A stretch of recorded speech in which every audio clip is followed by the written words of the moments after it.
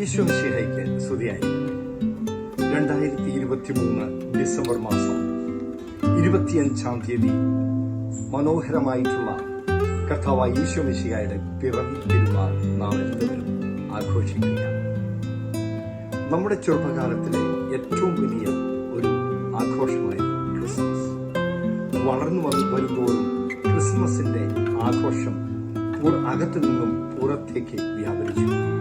പക്ഷേ യഥാർത്ഥത്തിൽ നാം കർത്താവിന്റെ പിറവിയുടെ തിരുനാൾ ഓർമ്മകളിലേക്ക് വരുത്തുകയാണ്. അതിലേറെ പ്രാധാന്യമുണ്ട്. കർത്താവ് യേശുക്രിസ്തു നിങ്ങളുടെ ഓരോരുത്തരുടെയും ഹൃദയത്തിൽ ജനിക്കുന്നത്.